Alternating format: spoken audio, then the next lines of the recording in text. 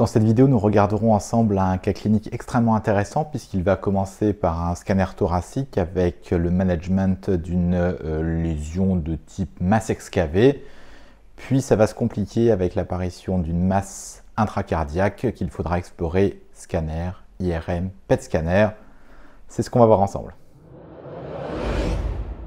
Bonjour à tous, je m'appelle Mickaël Wana, je suis radiologue au CHU à Strasbourg et j'ai le plaisir de vous retrouver après quelques mois d'absence pour un nouveau cas clinique encore extrêmement intéressant. Il s'agit d'une patiente d'environ 60 ans qui n'a pas d'antécédent particulier, si ce n'est un tabagisme actif modéré, moins d'un paquet par jour.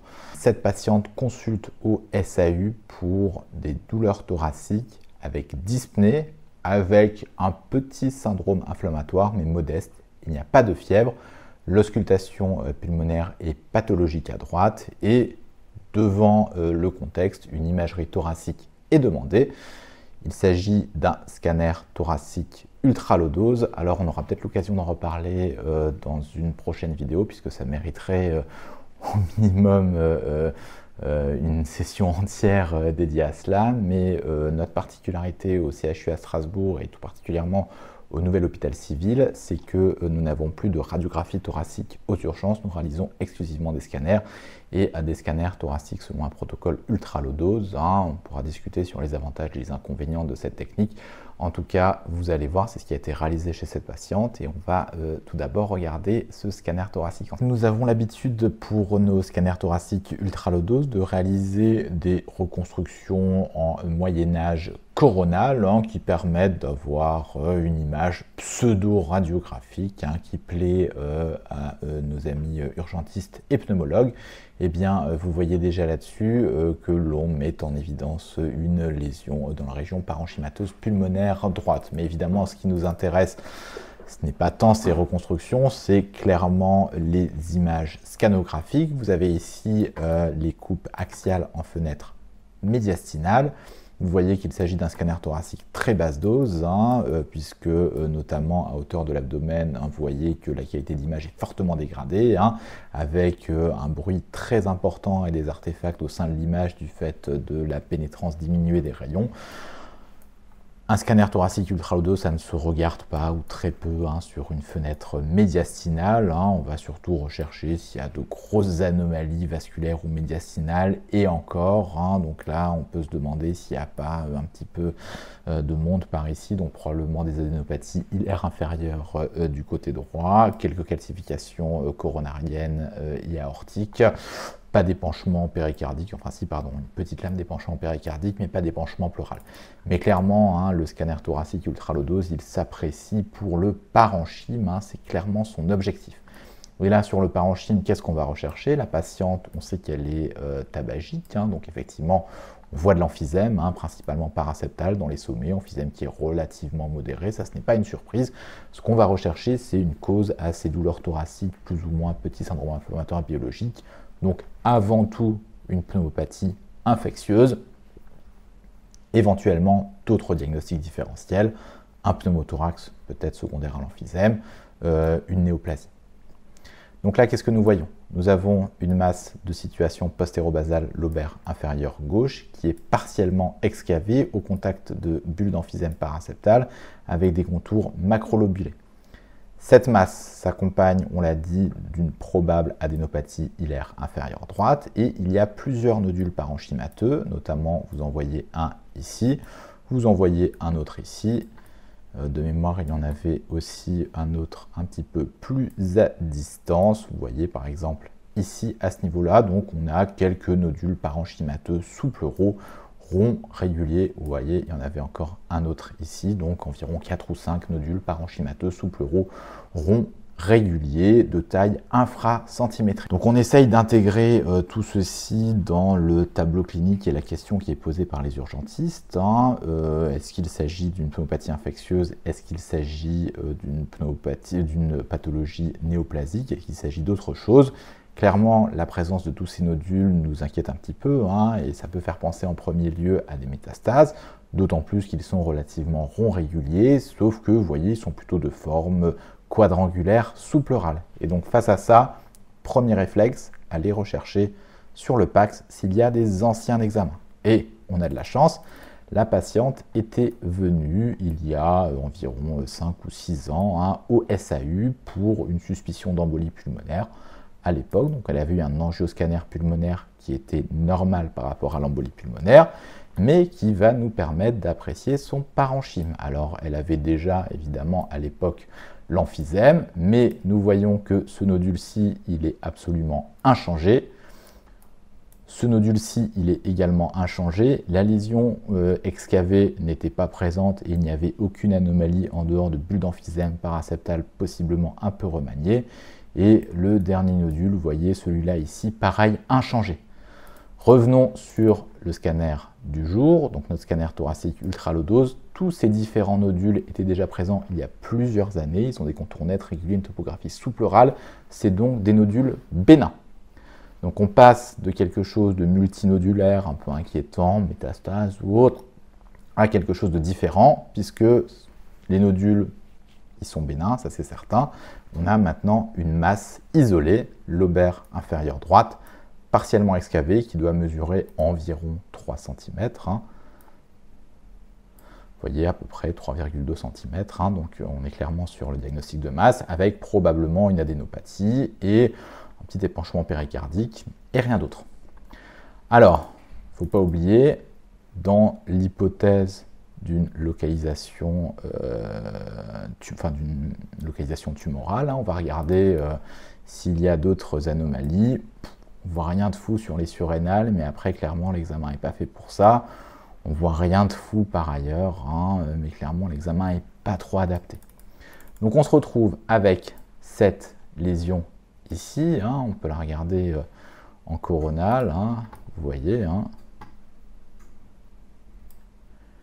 Des contours nets, un petit peu spiculés peut-être, un caractère excavé, nos nodules qui, eux, n'ont pas changé. Donc, clairement, par rapport à cette lésion et dans le contexte d'une patiente qui consulte au SAU pour des douleurs thoraciques, de la dyspnée et un petit syndrome inflammatoire biologique, plus un tabagisme actif, deux choses à évoquer, l'infection ou la tumeur primitive. Alors en premier, clairement, s'il fallait mettre quelque chose en premier, c'est la tumeur primitive. Pourquoi ?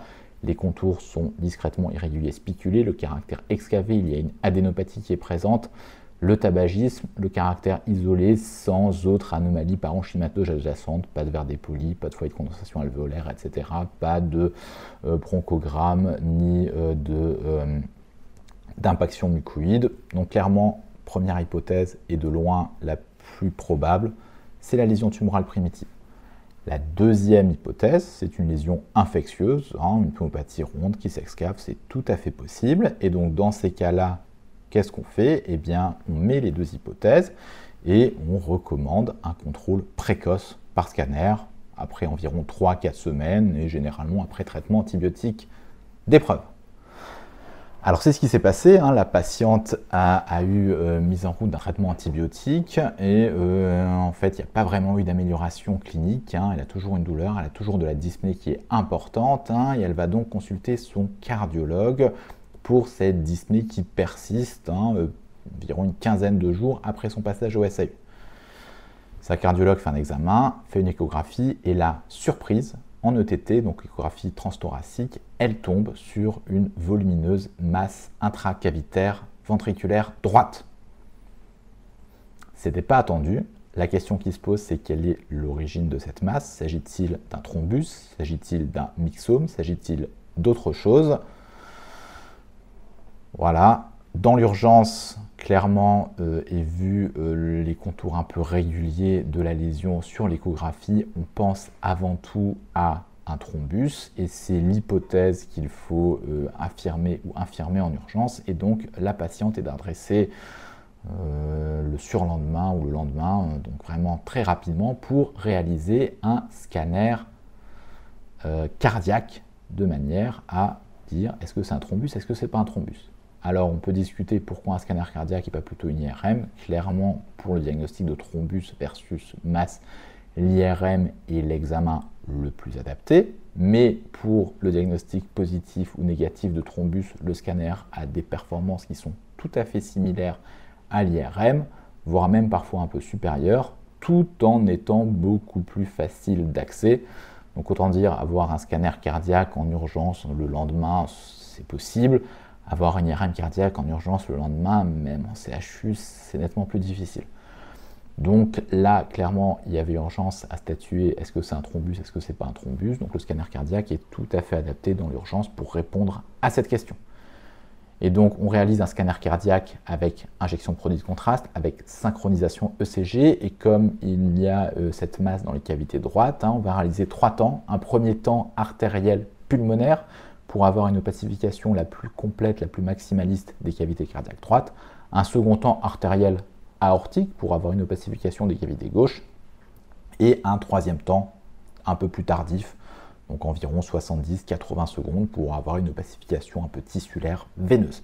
Voici donc le temps artériel pulmonaire. Vous voyez, on a une opacification majeure des cavités cardiaques droites et du tronc de l'artère pulmonaire. Et effectivement, nous voyons un volumineux défect qui correspond à la lésion vue en ETT au sein du ventricule droit. Ce défect présente des contours bien nets, réguliers, macrolobulés. Il est possiblement adhérent par ici à la paroi libre du VD. Il n'a pas l'air de venir envahir le septum interventriculaire. Il a l'air d'être plutôt à distance de la valve tricuspide, dont on voit les feuillets ici, mais également de la valve pulmonaire que l'on voit quelque part par ici, un petit peu plus difficile à mettre en évidence. Alors, premier réflexe, on a une lésion cavitaire droite qui est suspecte de thrombus. On va bien regarder les artères pulmonaires pour voir s'il y a ou pas une embolie pulmonaire. C'est très important. Donc vous voyez, ces artères sont bien perméables, même si on n'explore pas absolument tout, mais en tout cas dans le champ d'exploration, il n'y a pas d'embolie pulmonaire. Donc cette masse est une masse qui, sur le scan, sur ce temps-là, ne présente pas de calcification, elle ne présente pas de densité graisseuse évidente. Regardons le temps artériel aortique. Donc sur le temps artériel aortique, vous voyez, cette fois-ci on est un petit peu plus tardif, il y a moins de produits de contraste dans l'artère pulmonaire, il y a plus de produits de contraste dans l'aorte, et nous voyons que la masse est toujours visible avec possiblement un rehaussement qui commence à être présent. Vous voyez ici, on a une densité qui est légèrement plus importante à l'intérieur de la lésion. On n'a pas d'envahissement franc au niveau du septum interventriculaire. On voit un épanchement péricardique qui est présent et qui semble en majoration par rapport à ce qui existait sur le scanner thoracique ultra-low-dose. Rappelez-vous. Troisième temps, le troisième temps, quel est-il? Il s'agit de notre temps veineux. Sur ce temps veineux, donc on a fait environ à 70 secondes après, 70 à 80 secondes après injection. Nous voyons la lésion cavitaire ventriculaire droite qui est toujours présente, qui est globalement hypodense, mais qui se rehausse de manière significative. Là, c'est sûr, vous voyez, on n'a pas du tout la même couleur, la même densité qu'avant. Si on a un doute, qu'est-ce qu'on fait? On prend un ROI et on va mesurer les densités. Donc là, vous voyez, j'ai des densités moyennes aux environs de 70. Si je viens sur mon temps artériel pulmonaire, donc au tout début, vous voyez que j'ai des densités d'environ 40, 50 grand maximum, donc un doublement des densités sur le temps veineux. Clairement, il y a un rehaussement. Ce rehaussement nous permet de dire que cette lésion est une lésion tissulaire et qu'il ne s'agit pas d'un thrombus. Donc là, on a déjà répondu à la première question. Est-ce que c'est un thrombus? La réponse est non. On va regarder ailleurs dans les cavités s'il existe un défect. On n'en voit pas. Alors, cette lésion macrolobulée polycyclique qui est potentiellement ou possiblement adhérente à la paroi libre du VD, elle est isolée. Vous voyez, par rapport à la valve tricuspide, elle est vraiment à distance, on n'est pas sur un fibroélastome ou que sais-je encore. Nous avons un épanchement péricardique qui, on l'a dit, est en majoration. Et là, qu'est-ce que l'on voit? Donc, toujours regarder la totalité de l'examen sur un scanner cardiaque, c'est extrêmement important. En scanner cardiaque, on ne regarde pas juste le cœur ou juste les artères coronaires, on regarde vraiment la totalité de l'examen. Comme sur un scanner thoracique, on ne regarde pas juste les poumons, mais la totalité. Sur un scan cardiaque, c'est pareil, les deux sont vraiment intriqués, c'est très important. Donc là-dessus, qu'est-ce qu'on voit? Eh bien, on a cette lésion tissulaire, nécrotique, hein, vous voyez le caractère franchement hypodense, hilaire inférieure droite, qui correspond à une adénopathie nécrotique. Rappelez-vous, sur le scanner ultra-low-dose, eh bien, on avait déjà vu cette adénopathie sur la fenêtre médiastinale sans injection. Donc là, quel doit être le réflexe? Vous voyez qu'en limite de champ, on voit une petite anomalie. C'est notre masse lobaire inférieure droite, hein, qui était déjà présente sur le scanner thoracique ultra-low-dose réalisé donc environ 15 jours à 3 semaines avant cet examen. Il faut qu'on arrive à la voir. Donc ça, pareil, très important. Quand vous faites du scanner cardiaque, ne vous contentez pas des images qui sont sorties automatiquement par la machine, mais n'hésitez pas à aller à la console, à voir avec les manips pour reconstruire des images utiles. Donc là, c'est quoi l'image qui va être utile? Eh bien, c'est d'élargir le champ de reconstruction de manière à voir la totalité du thorax et à pouvoir voir ce qui se passe dans le lobe inférieur droit. C'est ce qu'on a fait ici, on l'a fait sur toutes les phases, mais la plus intéressante évidemment c'est la phase veineuse. Vous voyez que c'est la même acquisition, synchronisée à l'ECG, simplement on a élargi la fenêtre de manière à avoir tout le thorax. Vous voyez ici les adénopathies hilaires inférieures droites, dont cette volumineuse qui est nécrotique, qui vient d'ailleurs envahir des structures vasculaires. Et vous avez ici la lésion qu'on avait visualisée auparavant sur le scanner ultra-low-dose, qui en à peu près 15 jours, 3 semaines, vous voyez, a plutôt continué à augmenter de taille. Elle n'a pas du tout régressé malgré les antibiotiques. Elle s'est franchement plus excavée, elle apparaît franchement plus nécrotique. Et vous voyez une prise de contraste périphérique. Là-dessus, évidemment, on est plus avancé, mais le mystère persiste, puisque qu'est-ce qu'on peut dire? Clairement, la lésion visualisée au sein du ventricule droit n'est pas un thrombus. Ça, c'est sûr. Il s'agit d'une lésion tissulaire, avec des contours plutôt nets, plutôt réguliers, qui ne semblent pas envahir les structures adjacentes. Donc, sur le scanner, on partirait plutôt pour une lésion primitive, peut-être bénigne. Mais il y a aussi sur le scanner l'anomalie parenchymateuse pulmonaire lobaire inférieure droite, qui, elle, progresse par rapport au scanner thoracique ultra-low-dose réalisé aux urgences quelques semaines, 2 à 3 semaines auparavant, et avec en plus cette grosse adénopathie nécrotique hilaire inférieure. Ça, clairement, rappelez-vous, sur le scanto, on était un peu hésitant, est-ce que c'est infectieux, est-ce que c'est tumoral, en pensant vraiment que c'était plutôt tumoral. Là, l'évolutivité à 15 jours, 3 semaines, elle nous confirme que c'est tumoral, c'est certain. Donc la patiente, elle a une lésion tumorale primitive du poumon et elle a une masse dans le VD. Alors soit elle n'a pas de chance et elle a deux choses en même temps, deux choses différentes, une tumeur primitive du poumon, une tumeur bénigne cardiaque, soit les deux sont les mêmes et la tumeur primitive du poumon est à l'origine d'une métastase intracardiaque. Alors là, sur le scanner, franchement, c'est impossible à dire. Donc clairement, il faut aller encore plus loin. Alors pour aller encore plus loin, on a deux possibilités, enfin plusieurs possibilités. On peut se dire on va faire une biopsie, mais faire une biopsie intracardiaque, c'est difficile. On peut se dire on va faire une IRM cardiaque. Effectivement, l'IRM cardiaque nous permettra peut-être d'un petit peu mieux caractériser, mais finalement, on a déjà pas mal de réponses sur le scanner. On sait que c'est tissulaire, voilà. On sait qu'il y a une lésion dans le poumon, voilà. Donc là, en fait, qu'est-ce qui va nous donner la réponse? Eh bien, c'est un examen de médecine nucléaire, c'est un PET scanner corps entier. Sur le PET scanner corps entier, on va regarder s'il y a des fixations du FDG qui correspondent à de l'activité glucose, du métabolisme du glucose, donc tel qu'on en voit dans plein de processus, notamment dans les processus tumoraux. Et donc, on va regarder ensemble ce PET scanner et vous allez voir, c'est lui qui va nous donner la réponse. Alors déjà, un grand merci aux collègues de médecine nucléaire d'avoir réalisé ce PET scanner très rapidement après le scanner cardiaque, puisque la patiente a eu tous ses examens vraiment quasiment dans la même semaine, donc tout s'est enchaîné au plus vite pour elle. Un grand merci à eux et vous allez voir que cet examen, il a vraiment été essentiel dans la solution diagnostique au dossier. Alors un PET scanner, c'est quoi? C'est un scanner avec une imagerie métabolique, donc l'imagerie au glucose. Donc le scanner, vous voyez, il est en fond et l'imagerie métabolique au glucose, elle est superposée dessus. Donc là-dessus, on est au niveau cérébral et on voit déjà au niveau cérébral qu'il y a de franches hétérogénéités au sein du parenchyme cérébral qui correspondent à des localisations secondaires. On descend.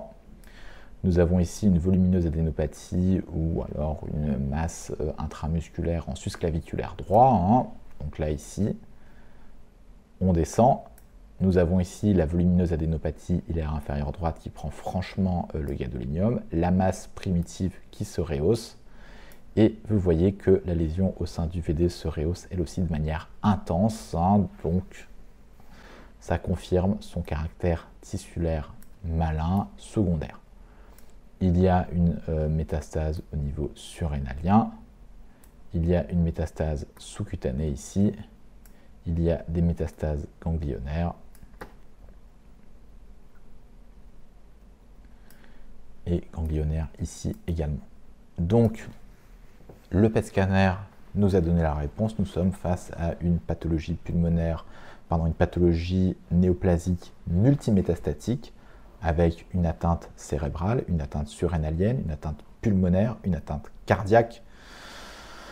Alors évidemment, on ne va pas faire de l'histologie là-dessus, mais clairement, cette atteinte avec tous ces sites-là en même temps fait fortement orienter vers un primitif d'origine pulmonaire.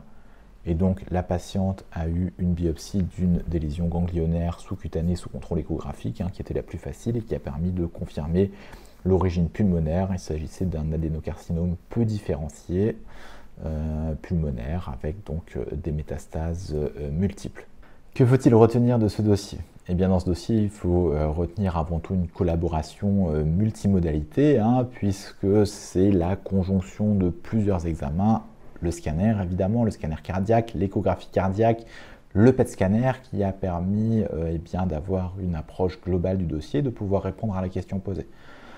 Donc clairement, le scanner tout seul, on n'aurait pas pu répondre, l'échographie tout seul, on n'aurait pas pu répondre, le PET scanner tout seul, ça aurait été un petit peu difficile. Donc clairement là, c'est une approche multimodalité qui a permis de progresser, qui a permis de solutionner le problème clinique. La deuxième chose à retenir, c'est que quand on a une lésion parenchymateuse pulmonaire et qu'on a un doute important entre tumeur versus infection, ne pas hésiter à refaire un contrôle rapide. Rapide, c'est maximum 3-4 semaines.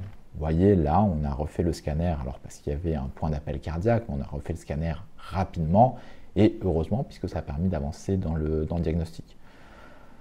L'autre point, c'est que le scanner cardiaque peut être un outil tout à fait performant pour la recherche ou l'élimination d'un thrombus intracardiaque, avec l'avantage de la disponibilité par rapport à l'IRM. Et enfin, le dernier point, c'est que sur une imagerie cardiaque, qu'elle soit scanner ou IRM, il faut toujours regarder l'ensemble, la totalité, ne pas se concentrer uniquement sur le cœur ou uniquement sur les artères, mais véritablement avoir une vue d'ensemble de manière à intégrer la totalité dans les diagnostics en question. Voilà, j'espère que ce dossier assez complexe, assez compliqué vous aura plu. Il y a plein de points d'intérêt à retenir. Je vous dis à une prochaine sur la chaîne pour d'autres dossiers ou d'autres discussions radiologiques. Merci à vous et à bientôt.